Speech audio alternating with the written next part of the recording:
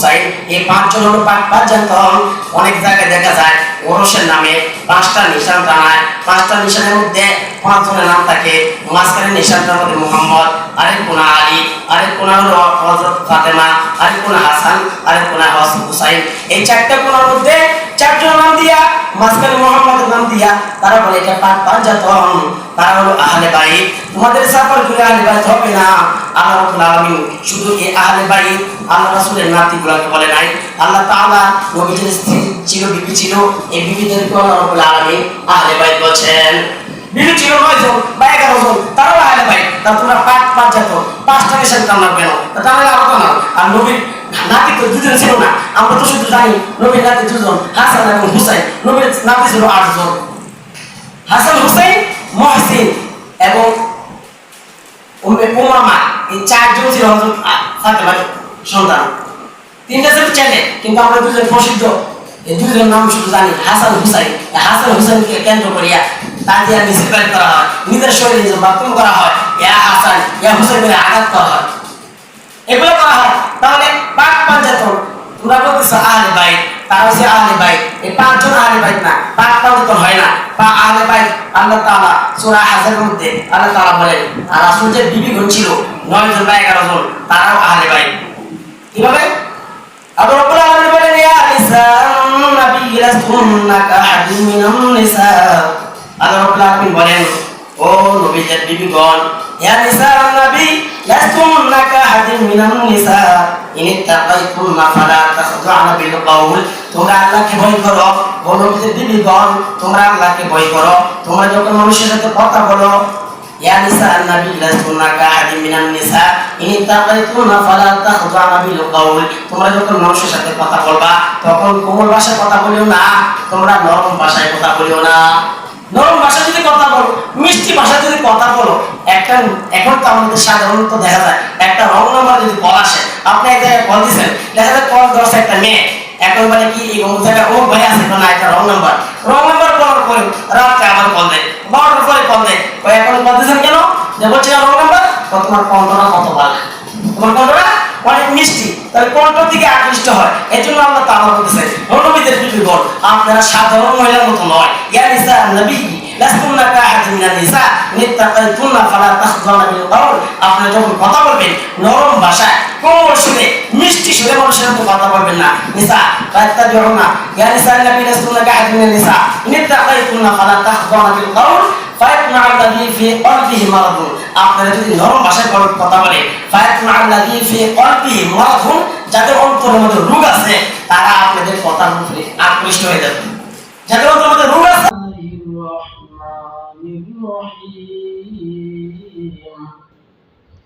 إن عدة الشهور عند الله 12 شهرا في كتاب الله يوم خلق السماوات والأرض منها 4 حرم. وقال النبي صلى الله عليه وسلم أفضل الصيام بعد رمضان شهر الله المحرم، أو كما قال النبي عليه الصلاة والسلام.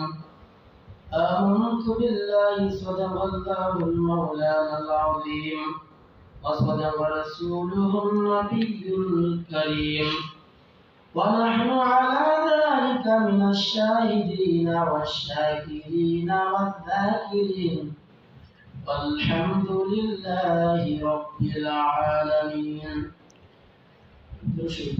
اللهم صل على محمد وعلى آل محمد كما صليت على إبراهيم وعلى آل إبراهيم إنك حميد مجيد. اللهم بارك على محمد وعلى آل محمد كما باركت على إبراهيم وعلى آل إبراهيم إنك حميد مجيد. سبحانك لا علم لنا إلا ما علمتنا إنك أنت العليم الحكيم رب اشرح لي صدري ويسر لي أمري واحلل عقدة من لساني يفقهوا قولي আলহামদুলিল্লাহ আল্লাহ রাব্বুল আলামিনের দরবারে লাখো শুকর যে আল্লাহ তাআলা আমাদেরকে এমন এক পবিত্র মাস সম্মানিত মাসের দ্বিতীয় জুমার নামাজ আদায় করার লক্ষ্যে মসজিদে আসার বসার তৌফিক দিয়েছেন। সেজন্য মহান প্রভুর দরবারে কালিমাতু শুকরিয়া আদায় করি, বলি আলহামদুলিল্লাহ। আল্লাহ রাব্বুল আলামিন মাস দিয়েছেন আমাদের জন্য 12টা। এই 12টা মাস আরবি প্রথম মাস এখন চলতেছে, প্রথম বছরের প্রথম মাস। বাংলার যেমন নববর্ষ আছে, ইংরেজিতে যেভাবে নববর্ষ আছে, আরবিও একটা প্রথম মাস। ইংরেজি যেভাবে জানুয়ারি, বাংলা বৈশাখ, আর আরবি মাসের এখন মহরম। মহরম মাসের আজকে 8 তারিখ। আমাদের জন্য চলতে ফিরতে বাংলা মাসেরও প্রয়োজন হয়, ইংরেজিরও প্রয়োজন হয়, কিন্তু সচরাচর আরবি মাস আমাদের বাংলাদেশের কোন জায়গায় আরবি মাসের গণনা চলে না। অফিস বলেন, আদালত বলেন, সেখানে আরবি মাস হিসাবে গণনা করে না। এই জন্য আমাদের কাছে আরবি মাসের গুরুত্ব নাই। কিন্তু মুফতি-ই-কেরামগণ বলেন যে আরবি মাসের হিসাব রাখা এটা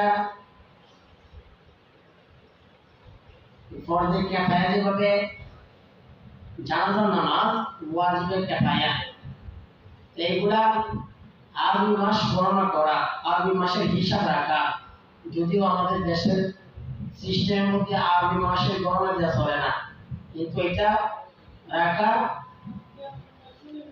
ফরজে কিফায়া, ওয়াজিব ফরজে কিফায়া।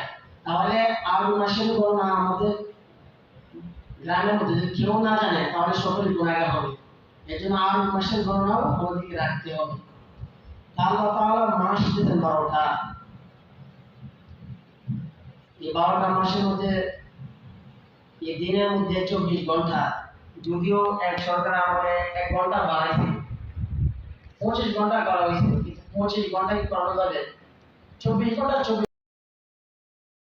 আশরা শাহরান ফি কিতাবিল্লাহ। আল্লাহ রাব্বুল আলামিন বলেন, নিশ্চয়ই আমার কিতাবের মধ্যে, আমার গণনার মধ্যে মাস হলো 12টা।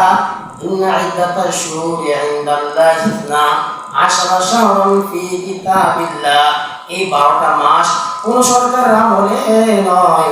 আল্লাহ রাব্বুল আলামিন বলেন, ইন্না ইদ্দাতাশ শুহুরি ইনদাল্লাহি ইসনা আশরা শাহরান ফি কিতাবিল্লাহ ইয়াওমা খালাকাস সামাওয়াতি ওয়াল আরদা মিনহা। আল্লাহ তাআলা বলেন, আসমান এবং জমিন যেদিন থেকে সৃষ্টি করছেন সেদিন থেকে আমার কাছে মাস 12টা।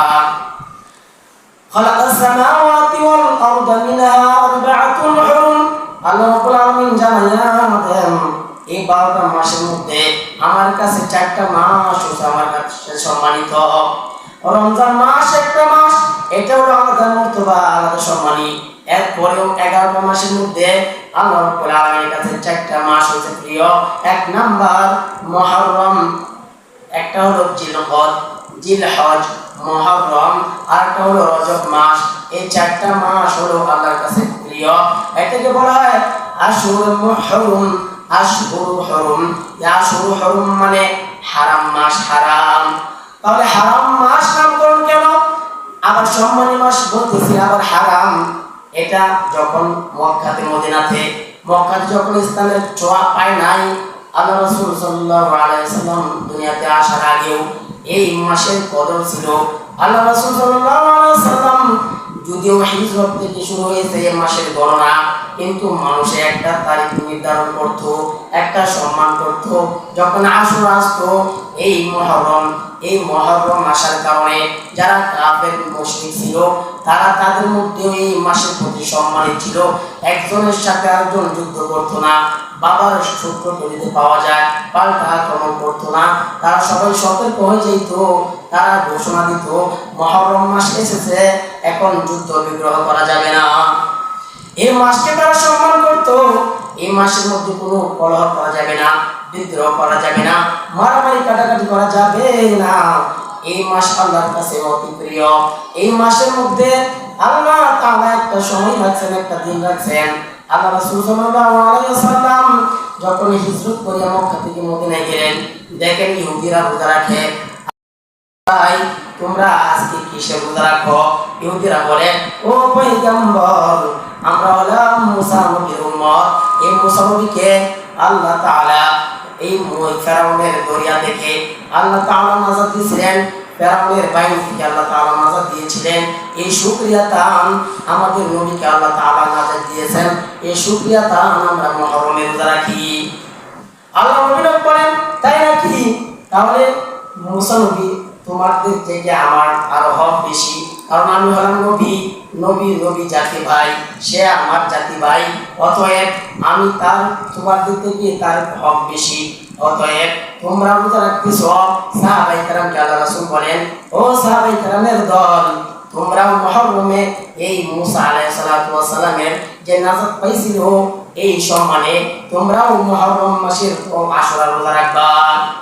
সাহাবায়ে কেরাম আল্লাহ রাসূলকে বলেন, ও আল্লাহ রাসূল, আপনি তো বলেছেন মান তাশাব্বাহা বিল কওমিন ফাহুয়া মিন, যার সাথে যার মহব্বত, যার সাথে যার কুফু মিলে, তার সাথে তার নাজাত হবে, হাসর নাসর হবে। ও পয়গম্বর, আপনি তো বলছেন ইহুদি খ্রিস্টান যারা আছে তাদের অনুসরণ করা যাবে না, তারা যেটা করে এটা করা যাবে না। তাহলে আমরা যে রোজা রাখবো, ইহুদি খ্রিস্টানরা রোজা রাখে, তাহলে তো সমান হয়ে গেলাম। আল্লাহ নবী বলেন, ও সাহাবায়ে কেরামের দল, তারা শুধু রোজা রাখছে একটা, তোমরা ইহুদি খ্রিস্টানের বিরোধিতা করবা, তোমরা আরেকটা দুইটা। ইহুদি খ্রিস্টান রাখছে একটা, শুধু আশুরা দিন রাখছে, তোমরা আরেকটা দুইটা। 9 তারিখ 10 তারিখ অথবা 10 তারিখ 11 তারিখ এই দুইটা রোজা রাখবা। আল্লাহ রাসূল সাল্লাল্লাহু আলাইহি ওয়াসাল্লামকে প্রশ্ন করা হয়, আফদালুস সিয়ামি বা'দা রমাদান শাহরুল্লাহিল মুহররম। আল্লাহ নবী সাল্লাল্লাহু আলাইহি ওয়াসাল্লাম বলেন, রমজান মাসের পর বাকি যতগুলো মাস আছে, যতগুলো রোজা আছে, রমজান মাসের পর সম্মানিত রোজা হলো আফদালুস সিয়ামি বা'দা রমাদান শাহরুল্লাহিল মুহররম। এই মুহররম মাসের রোজা আল্লাহ রাব্বুল আলামিনের কাছে অতি প্রিয়। আল্লাহ নবীকে প্রশ্ন করা হয়, পয়গম্বর, এই রমজান রোজা রাখলে কি লাভ? আল্লাহ রাসূল সাল্লাল্লাহু আলাইহি ওয়াসাল্লাম বলেন, আসিয়ামু আশুরা আহতাসিবু আলাল্লাহ আন ইয়াগফিরা সানাতাল্লাতী ক্বাবলা। আল্লাহ নবী বলেন, কেউ যদি বিশ্বাস করে আল্লাহ রাব্বুল আলামিনের জন্য এই আশুরার দিন এই দুটো রোজা রাখবে, কালকে আল্লাহ রাব্বুল আলামিন তার পিছনের 1 বছরের গুনাহ আল্লাহ রাব্বুল আলামিন মাফ করে দিবেন। সুবহানাল্লাহ। তার পিছনের গুনাহ মাফ হবে এই আশুরার রোজা রাখলে। তবে দুইটা রাখতে হবে। এই দুইটা রোজা রাখা, যেহেতু ইহুদি খ্রিস্টান তারা রোজা রেখেছে, আল্লাহ নবী বলেন তাদের অনুসরণ করা যাবে না। তারা রাখছে একটা, তোমরা রাখবা দুইটা। তাহলে এখন দেখা যায় আমরা ইবাদতের মধ্যে কুফর করি না, আমরা ইহুদি খ্রিস্টানদের কাটিংয়ে আমরা চলি। ইহুদি খ্রিস্টান যারা আছে তারা যেভাবে চুলের কাটিং করে আমরা এভাবে চুলের কাটিং করি। তারা ইহুদি খ্রিস্টান যে খেলোয়াড়গুলো আছে, মেসিকে ফলো করা হয়, নেইমারকে ফলো করা হয়, তাদের চুল কিভাবে কাটছে সেও এভাবে চুল কাটে। মেসি কি গেঞ্জি পরছে, কি জার্সি পরছে, কত নম্বর জার্সি পরছে, এটা অনুসরণ করা হয়। নায়কদেরকে ফলো করা হয়, কোন নায়কের কোন চুল কাটিং দিছে, কোন নায়কের শরীরে কি কমছে, এগুলো অনুসরণ করা হয়। তাহলে আমরা আবার নবীর আশিক দাবি করি, আমরা নবীর আশিক দাবি করি। ইহুদি খ্রিস্টান যেভাবে চলতেছে, তারা যেটা করতেছে এটা আমরা করতেছি। তারা শরীরের মধ্যে তেল আঁকে, আমরাও আঁকতেছি। আমরা রাসূলের উম্মত দাবি করি, অথচ রাসূল সাল্লাল্লাহু আলাইহি সাল্লামের সুন্নাত মানতে রাজি না। আমরা রাসূলের সুন্নাত মানতে রাজি না, এজন্য আমাদেরকে সুন্নাত মানতে হবে। এজন্য আল্লাহ রাব্বুল আলামিন বলছেন তোমরা আশুরা এই রোজা রাখবা।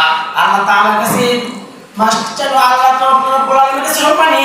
এই 4টা মাস হলো সম্মানী। এই মাসের মধ্যে যুদ্ধ বিগ্রহ করা নিষিদ্ধ ছিল, আর তারা মারামারি করতো না, কাটাকাটি করতো না। আর আমাদের মারামারি করার দরকার হয় না।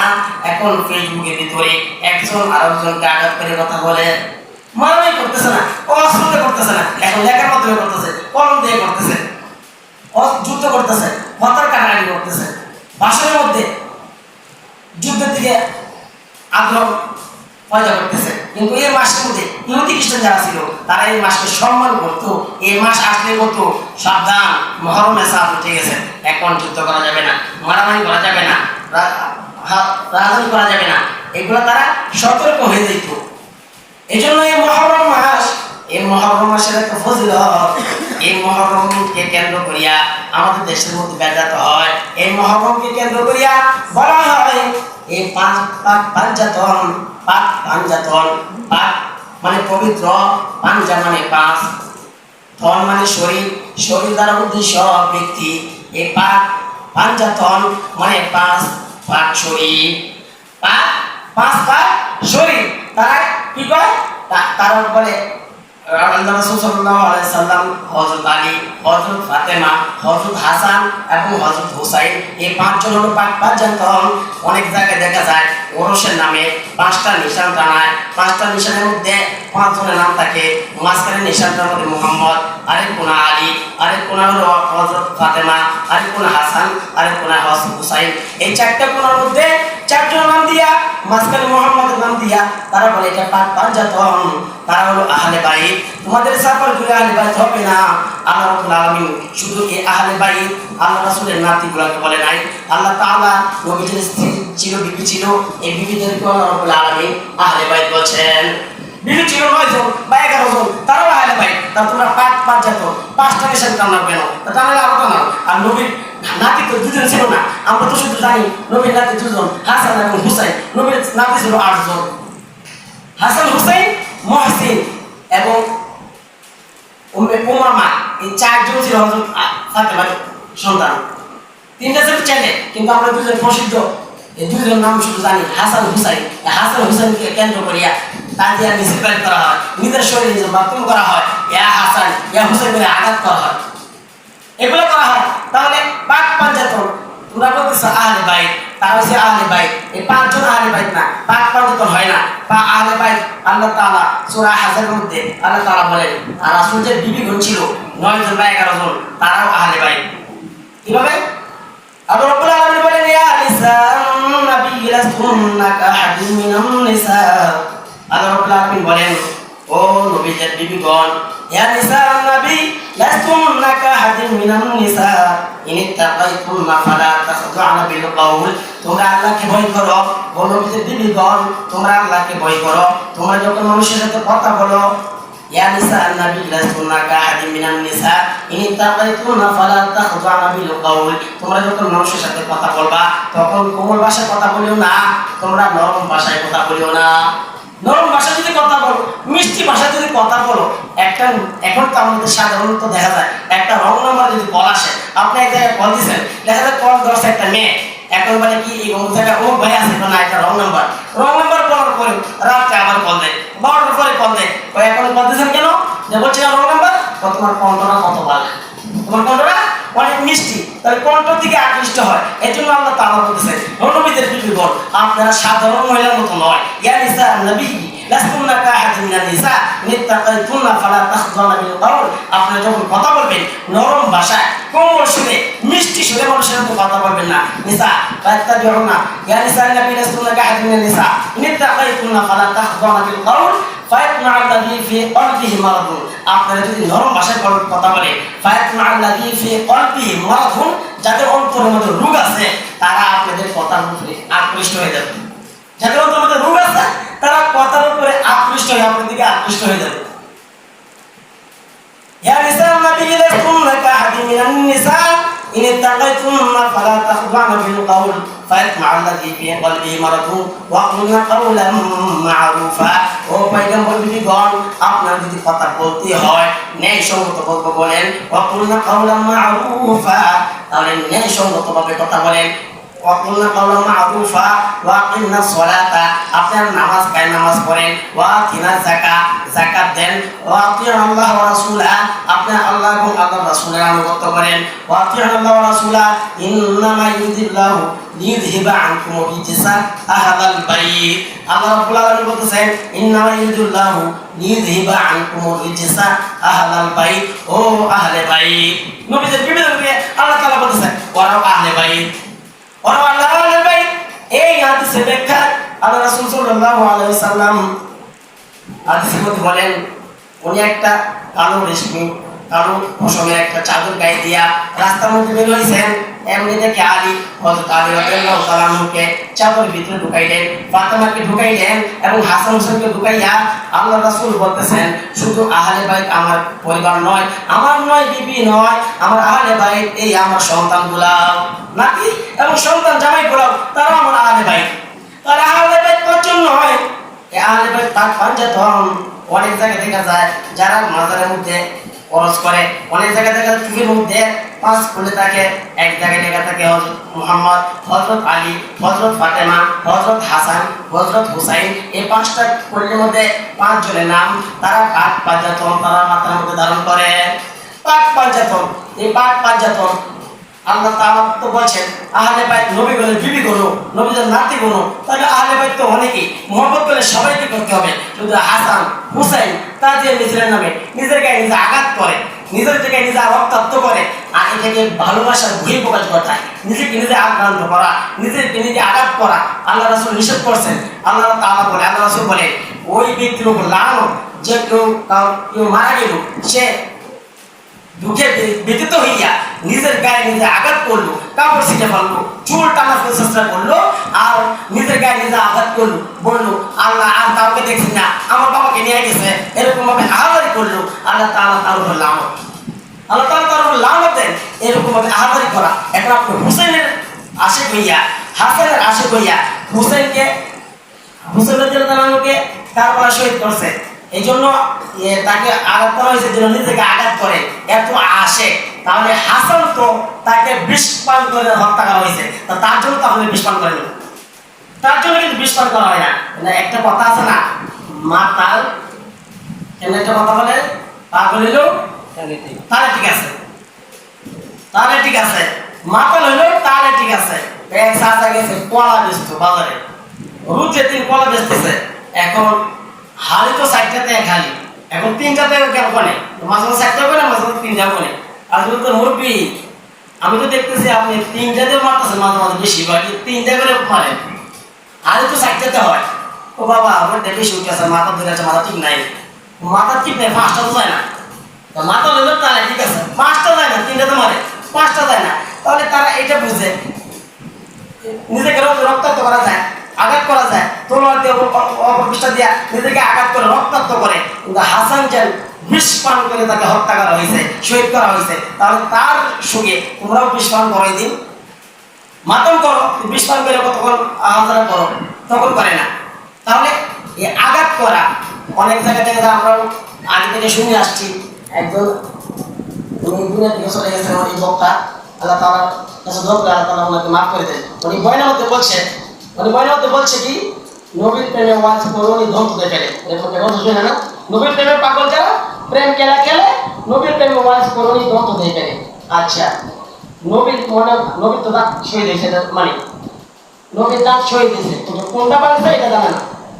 এখন কি নবীর আশেক হইয়া নবীর দাঁত নাই বলে আমার দিকে বাইকে ফেলাইতেন সব ঠিক, তাহলে এটা কি মহব্বতের বহিঃপ্রকাশ? আল্লাহ রাসূল তো নিষেধ করছেন তোমরা আঘাত করতে পারবা না, নিজের বাপ মরে গেলেও নিজের গায়ে নিজে আঘাত করতে পারবা না। আল্লাহ রাসূলকে দাঁত ভরে গেছে, এখন ওয়াইজ করুনি সব দাঁত ভেঙে ফেলাই দিয়েছে, এগুলো কি সহি কথা? এগুলো আমরা শুনছি, আর বলছি আহা এই কত আসে, তাহলে আমরা দাঁত ভেঙে গেলে আমরা ভেঙে ফেলাই দিই। এটা যদি আশেক হওয়ার মানে বহিঃপ্রকাশ হয়, যে দাঁত ভাঙলি বা একজন সাহাবীকে একজন মারছে, তাকে হত্যা করছে, ফাঁসি দিয়েছে, এই সাহাবীর প্রতি আমার এত মহব্বত, এখন আমিও ফাঁসি লেগে মরে যাই, তাহলে কি এটা মহব্বত হবে না? আত্মহত্যা হবে। নিজেকে নিজে শেষ করা যাবে না, নিজের উপরে নিজ নফসের উপরে জুলুম করা যাবে না। এই জুলুম নিজের নফসের উপরে জুলুম করলে আল্লাহর কাছে বিচার কালিমা দাঁড়াতে হবে। এই জন্য নিজের গাইডিতে আঘাত করা যাবে না। মাহফুমের নামে ইয়া হুসাইন ইয়া হাসান আমাদের দেশের মধ্যে এরকম চালু হয়েছিল, ইয়া মুদি শেখ মুজিবুর নামেও এরকম করা হইতো অনেক জায়গায়, ভিডিও ফুটেজ আপনারা দেখবেন।